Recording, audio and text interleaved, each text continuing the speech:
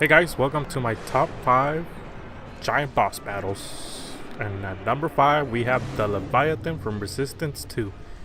Oh man, I still remember the times when I played this game so long ago. Such good times, such an underrated game. Well, the second one might not have been underrated, but the third one for sure was underrated. Too bad that didn't continue the series. Such a good game. Good plot too. I definitely recommend you pick up this game if you haven't played it. I'm pretty sure it's backwards compatible on the PS4. Not too sure, but I mean, it's a really good game. Good times. There's 3 of them. The developers went on to create Sunset Overdrive, and they're making a new Spider-Man game. Coming in at number 4, we have the Leviathan. Again, isn't that weird? They're named the same thing. A lot of freaking bosses are named the Leviathan. Anyway, this is number 4, the Leviathan, a recent entry.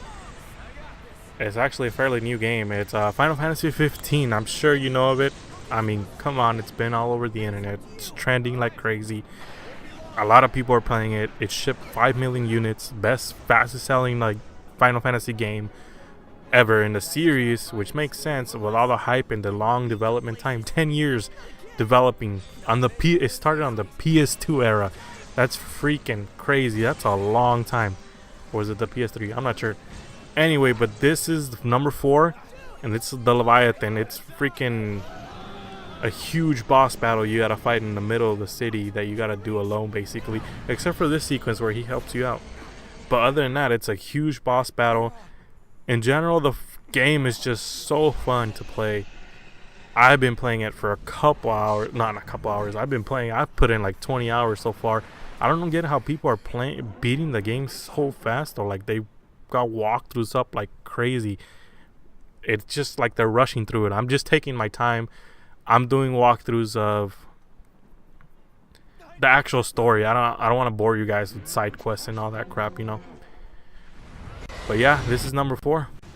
So at number 3, we have Shadow of Colossus, the last final battle you fucking have to fight before you say the love of your life. This brings back such good nostalgic memories. Oh my god, I remember going to the store to pick it out at Target. It was $20. It was the greatest hit game. I had no idea what the game was. I read a little bit on the back. The freaking covers what got me, and it was just, I asked my dad to buy it for me. I went home, popped it in the PS2 disc tray. I remember it was a Christmas, it was New Year's Eve. They were making dinner, and I was in my room playing the shit out of this game. It has such meaning for me. I love this game so much. I cannot recommend it enough. If you have a PS4, go and get it remastered. Buy it, download it, doesn't matter. I recommend this game through and through. The atmosphere of it alone is just, you're this lone guy in this entire world fighting giant boss level monsters. Look at this thing. It's huge. To save the love of your life. That's how much he loves this girl. Just so he can save her. It's crazy. It's amazing. And it's minimal storytelling, but the pure gameplay just makes up for it in its entirety. It's so fun riding the horse, using your sword to find all the bosses. It has a pretty sad ending though, so I'm not gonna ruin it for you. Other than that, it's freaking amazing. And this is my number 3 giant boss battle. At number 2, we have one of my all-time favorite games ever. It's God of War 3. This game is synonymous with giant boss battles. I cannot stress that enough. There's so many good boss battles, but this one takes the cake for me. It's just a guy so huge and you're so tiny. You're like an ant compared to this guy. And he has this thing on his back that the Pandora's box from the first game was on his back in a temple. So in the first game, you ride around on his back trying to get this box out so you can kill the gods. And now here we are in God of War 3, freaking trying to kill this giant boss as this little tiny guy filled with pure rage for the death of his family, taking it out on the gods. I mean, how much more badass can you get? And just the epic scale of this battle is so freaking incredible. Look at it. It's huge. It's one of the biggest boss battles in video game history. I mean, there's a couple more like it, but just look at it. It's huge. It's crazy. Not to mention it's God of War. I'm sure you've heard of it. It's an amazing game. It's remastered as well for the PS4. If you want to play it, you go ahead.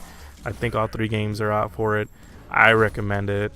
Not that my recommendation means shit, but it's one of those games I played when I was a kid as well, and grew up playing, and just I played this game through and through, 10 hours non-stop. Literally stopped just to take pee breaks and just to eat, and just I played it. One of the few games I played non-stop, and I got a full like chunk of the freaking story, and it felt so good because it stayed with me. But look at this, freaking beating the shit out of this giant guy and hitting his nails. Zeus's dad, by the way, Kronos, that's him. Anyway, thanks. This is